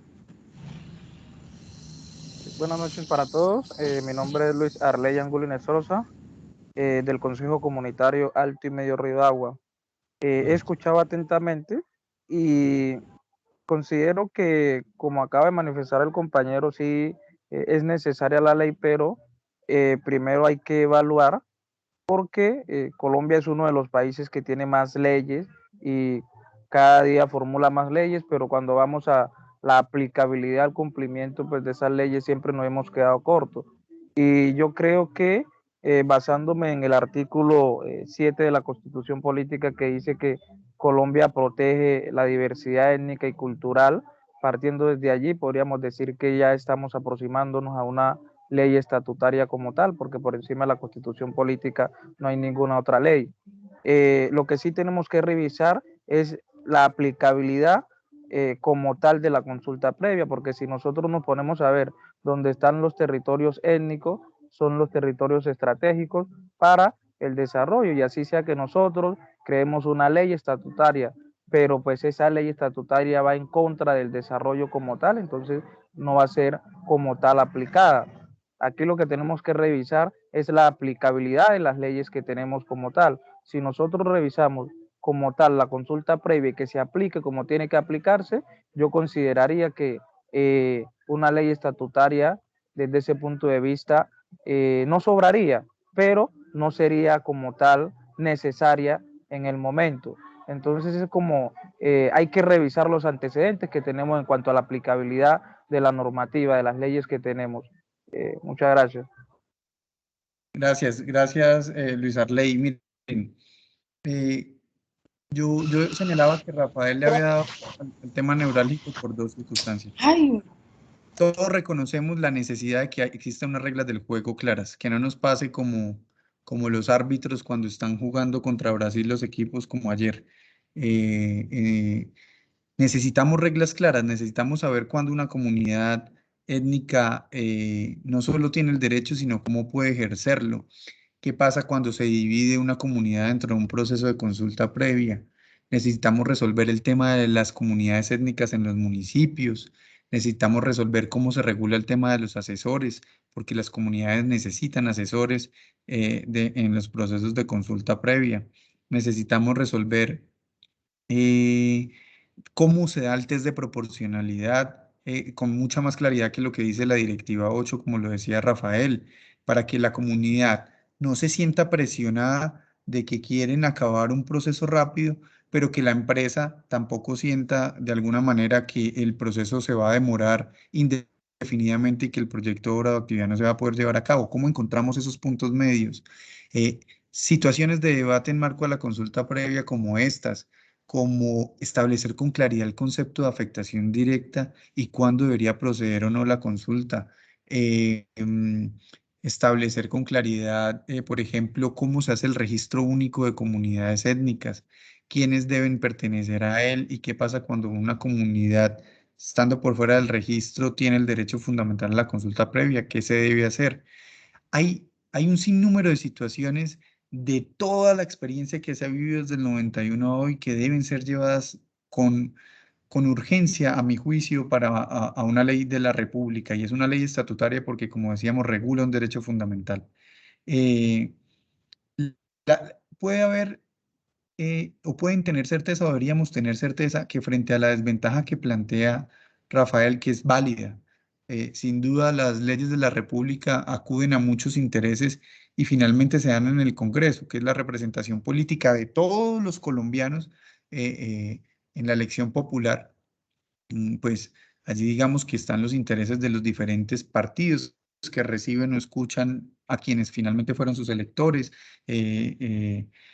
a los diferentes, digamos que, agremiaciones que existen en un país, por ejemplo, la agremiación de la ANDI, Agremiación Nacional de Industriales, pero también están las comunidades étnicas agrupadas, y debemos saber todos que la ley estatutaria, o por lo menos desde mi punto de vista, y lo digo aquí con todo, digamos que toda la objetividad posible, sí creo que nos pone las reglas en la cancha claras y tengan la garantía, y debemos tener todos la garantía, que tiene que surtir 4 debates en el Congreso de la República al ser una ley estatutaria, y adicionalmente tiene que tener un proceso de consulta previa. Esa ha sido la dificultad.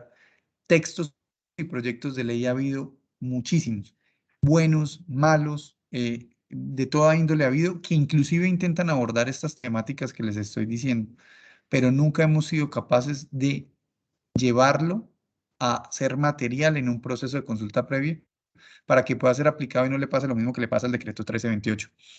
Pero yo creo que un país como Colombia, para poder establecer un diálogo más claro en materia de consulta previa, sí requiere, digamos, que establecer esas reglas del juego con mayor claridad, y por eso, digamos que me uno, digamos, que a la intervención de Rafael en ese sentido. Yo creo que, salvo que haya una intervención adicional, podemos ir cerrando hoy. Digamos que abarcamos la primera fuente del derecho internacional de derecho duro, para poder seguir en la siguiente clase con todo lo que es el derecho regional, las directrices de los organismos multilaterales que ya decimos que es, y empezar de una vez a aterrizar todo lo que es la normatividad nacional. Vamos a ver este diplomado, cómo funciona, qué disposiciones encontramos en la Constitución relacionadas con consulta previa, no solo el artículo 1, el 7, el 83, el 86, el 93, los vamos a revisar. Vamos a ver por qué no se aplica ese decreto 1320 y qué ha dicho el Consejo de Estado. Vamos a ver cuál es la directiva 01 de 2010 y qué dice y por qué es obligación de las empresas garantizar los recursos logísticos de consulta previa. Vamos a ver la directiva 010 de 2013, la 08 del 2020. Vamos a ver las principales disposiciones en la Ley 99 de 1993 sobre participación y cómo la consulta previa está allí concebida. Cómo en la Ley 1437, que es el Código de Procedimiento Administrativo, también establece la obligación de consulta previa, y cómo Colombia en todo su ordenamiento jurídico tiene contemplado la consulta previa, que es el derecho que hoy nos tiene hablando a nosotros aquí, y que tenemos que aprender a hacer efectivo el goce del mismo que todas las comunidades étnicas tienen, para que haya, digamos, que una claridad en el diálogo de los diferentes intereses de las diferentes naciones que existimos dentro de la nación que todos reconocemos por el pacto que hemos hecho en la Constitución Política de 1991, que es Colombia. Les agradezco muchísimo el tiempo de hoy, y solo tenía otro parroquial, o un aviso parroquial, como dicen, y es, María Geraldine, creo que el martes que tenemos programada la siguiente clase es también partido de Colombia. Lo que yo no sé es la hora, porque no he tenido tiempo, honestamente, de revisar la hora. ¿Alguien sabe a qué horas juega Colombia el martes?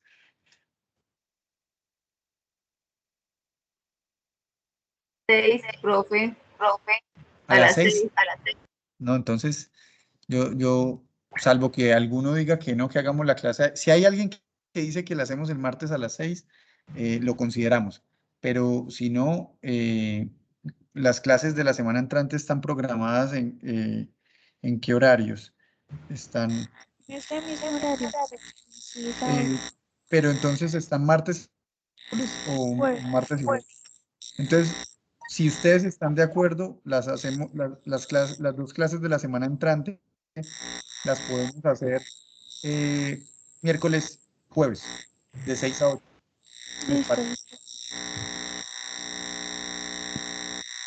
Pues Elianis en el chat te dijo que cambiar la reunión, el encuentro. Un ruido ahí maluco.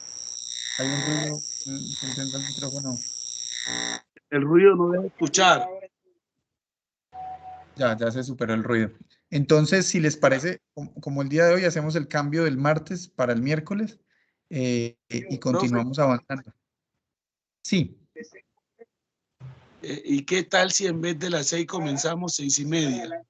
Toda vez que, por ejemplo, no sé cuántos de ustedes laboren y entonces uno termina actividad y sale volando a ver si llega a la casa a conectarse con tranquilidad.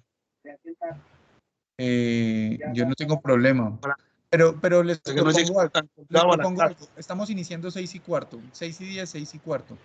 Citémonos a las 6, de manera que a las 6:15 estemos empezando a darle candela al tema. ¿Listo? Claro que sí, no hay problema. Y les propongo que la siguiente clase, entonces, tratemos de dejar visto todo lo que es normatividad internacional y normatividad nacional para cerrar, digamos, que este tema y poder avanzar en la siguiente unidad, que es la unidad número 2. Entonces, les voy a pedir un favor. En el Moodle está el texto de la unidad 1 y de la unidad 2. Para la siguiente clase es muy importante que hayan terminado de leer la unidad 1. Todo esto que hemos dicho aquí está en el texto. Entonces, si ustedes, con lo que estamos diciendo aquí, con los debates que estamos dando, ahora vuelven sobre el texto, les aseguro que van a tener un nivel de comprensión muchísimo más alto y van a interiorizar todos esos conceptos para ustedes. Entonces, les agradezco muchísimo de verdad el tiempo por estar aquí hasta ahora un viernes y nos vemos, si Dios nos lo permite, el próximo miércoles. Profe, muchas gracias a todos. Un feliz fin de semana. Gracias. ¿Quién iba a intervenir? Luis. Sí, profe.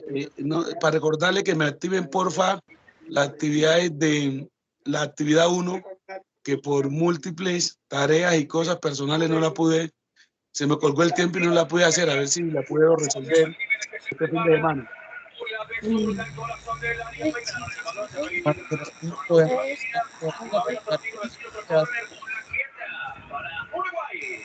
Igualmente a mí.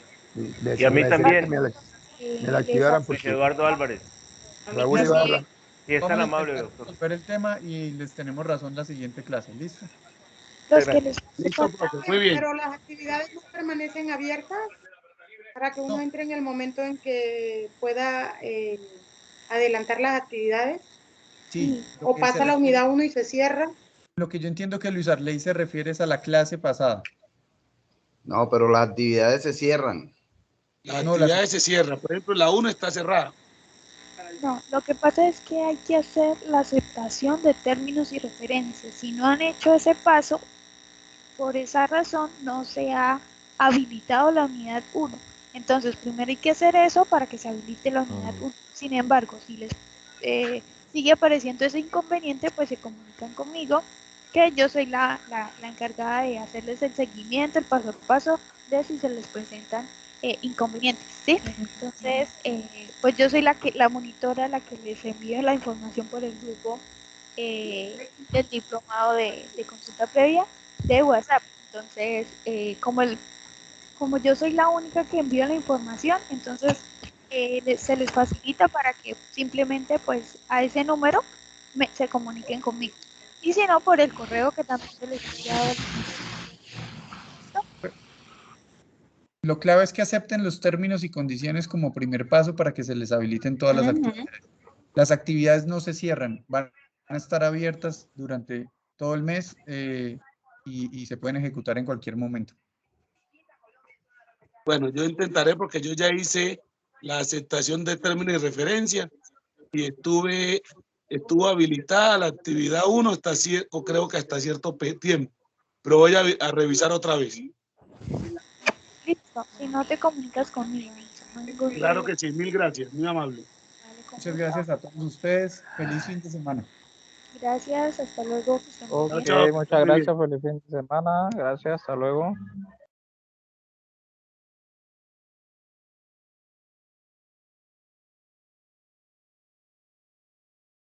Bueno, gracias.